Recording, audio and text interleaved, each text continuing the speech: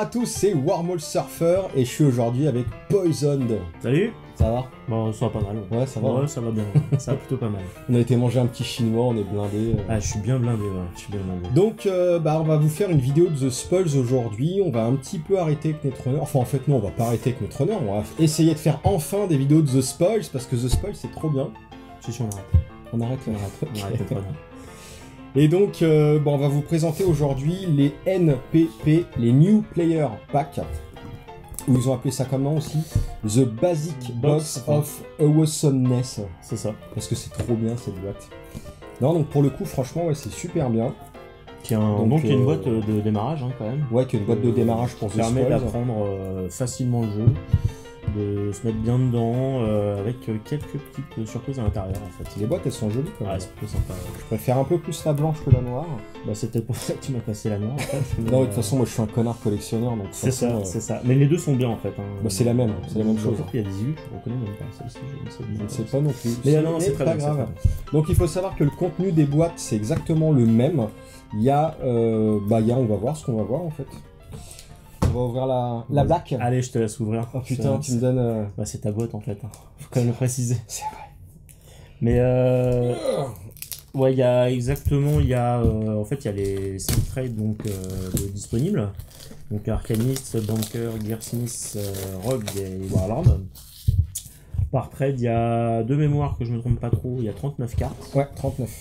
Dont dans les 39 cartes, il doit y avoir ce qu'on appelle 26 cartes actives ou 27. Je crois qu'il y a 12 ressources. Il y a 12 ou 13 ressources. 13 ressources. Ce qui fait que ça permet de visualiser un petit peu l'avantage de pendant que tu parles, je vais filmer l'intérieur de la boîte. Filme l'intérieur de la boîte, fais-toi plaisir. Donc ça me permet de meubler, c'est super sympa, merci. Merci Wormhole, tranquillement. Donc ouais, à l'intérieur aussi, c'est ce qu'on va vous montrer. Il y a aussi des petites surprises, parce qu'en plus donc des 5 trades, vous avez des choses qui sont plus pour l'aspect collection, on va dire, mais ça fait toujours plaisir. Donc une petite règle du jeu. Hein. Aussi, ouais. Enfin, une petite... Oui, en plus, c'est vrai qu'elle est toute petite. Je pose juste la caméra. Bah, c'est une règle simplifiée, hein, quand même. Hein. C'est la règle simplifiée. Ouais, c'est la règle simplifiée, mais n'empêche que dans The Spoils, on a juste à lire ça, et on sait jouer. Et derrière aussi, c'est pratique aussi. Ouais, c'est les petits glossaires. Ouais, mais c'est plutôt bien. Oui, ça aborde à peu près... C'est bien fait, mais la règle du jeu, c'est vraiment que ça, quoi. Ça, c'est vraiment... Non, mais de toute façon, ce jeu, c'est trop bien. Bah, vas-y, je te laisse parler. Hein. Je déballe un petit peu ce qu'il y a dedans. Donc, il y a une petite notice. Donc petite notice qui rappelle un petit peu dans toutes les règles de base du jeu, donc pour des choses un peu plus approfondies, plutôt aller sur le site de The Spoils. Et là je vois un petit sachet. Ouais, c'est le côté surprise goodies un peu, c'est plutôt sympa. Ah, ça va faire du bruit au micro là. Si je fais c'est bien ça, vas-y. Hop. Donc là, je vois des cartes brillantes. C'est ça. Il y a 5 cartes foil de mémoire, si je me trompe pas. Donc parmi les 5, il y en a... Donc c'est que du shade. Hein. Oh putain, il y a celle-là, elle est trop bien. C'est ta carte préférée. C'est une de mes cartes préférées. C'est sa carte préférée. Donc ouais, il y a 5 cartes brillantes, donc 5 cartes foil. Il y a une rare. Donc c'est que de l'aléatoire, hein. C'est-à-dire que selon la box que vous prenez... Sur ces 5 cartes-là seulement, hein. Ah, tout le reste c'est du fixé. Oui, hein. Ouais. Juste ça, c'est que de l'aléatoire. Donc vous avez une carte rare, 2 cartes peu communes, c'est ça, ouais. 2 cartes peu communes et 2 communes en fait. Qui sont toutes foil et qui sont de mémoire, et je suis pratiquement sûr, toutes tirées de shade. Parce que là du coup elles sont toutes tirées de shade. Ouais, c'est toutes de shade. Donc du coup tout le reste est fixé. Ça permet d'avoir une petite surprise à l'intérieur de la boîte et avoir des cartes que les autres n'auront pas forcément. Exactement, ouais. Puis surprise pour le côté foil et sympathique de collection, elles sont plutôt jolies. Et aussi ça vous permet surtout quand vous les jouez après donc ces fameux starter decks, on va dire, continuer de jouer avec parce que c'est plutôt sympa quoi. Ça fait des cartes en plus pour se constituer des decks derrière. Donc, et alors là attention, parce que là c'est des cartes de malade, hein. C'est les ressources de Seed 3 en foil. Alors celles-là, elles sont magnifiques. Elles sont plutôt sympathiques, ouais. C'est magnifique. Donc je ne vous regarde pas, vous m'excuserez. Moi aussi. Je plaisante. Mais je suis en train de filmer ça. Vous avez une ressource foil en fait par trade. Oh putain, c'est pareil, Arcanist, Banker, Gearsmith, Rogue et Warlord. Et elles sont assez magnifiques, quoi. C'est-à-dire que déjà celle de Seed 3 c'est exactement les mêmes que celle de Seed 3. Mais là, en plus, elles sont folles, donc c'est juste magique. Et... L'Arcaniste, elle est sublime. Enfin, de toute façon, elles sont toutes Mais belles. je pense que sincèrement, ils ont fait ça vraiment pour le côté. Les gens qui ont connu le jeu un petit peu avant, pour le côté fan. Un peu. Oui, bah, c'est clair. Clairement. C'est clair. Non, très très belle carte. Donc il y a les 5 ressources foil. Ouais, et rien que pour ça vaut le coup en fait. Et donc là, après, dans les 2 paquets de cartes qui me restent, ça va être les 5 decks préconstruits. Ouais, donc c'est ça. Ok. 5 decks préconstruits. Donc il y a un deck préconstruit par clan, donc on l'a dit, il y a une faction, Exactement. 13 ressources et le restant de cartes actives. C'est ça. Et je vais couper la caméra du coup, parce qu'on a vu à peu près Bah, l'intérieur de la boîte.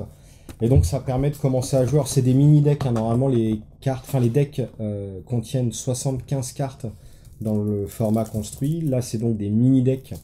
Mais c'est pour apprendre à jouer, quoi, clairement. Ah oui, c'est clairement pour apprendre à jouer et c'est assez bien conçu. On verra plus tard, mais c'est assez bien conçu parce qu'il y a quand même pas mal de spécificités sur chaque trade qui sont bien représentées. Bah, ce qui est vachement bien, je trouve, dans ces boîtes-là, c'est que ça peut faire... ça a plusieurs fonctions, on va dire. T'as des gens qui gardent la boîte telle quelle et qui s'en servent comme jeu de société, entre guillemets, qui jouent qu'avec le contenu de la boîte. T'en as qui la gardent pour faire les démos et faire découvrir le jeu à leurs amis. T'en as qui partent des decks de la boîte, qui rajoutent éventuellement une deuxième boîte pour se faire des decks construits un petit peu plus poussés. Et t'en as qui rachètent des boosters pour compléter aussi. Enfin, en fait, tu fais tout avec cette boîte-là. C'est exactement ça.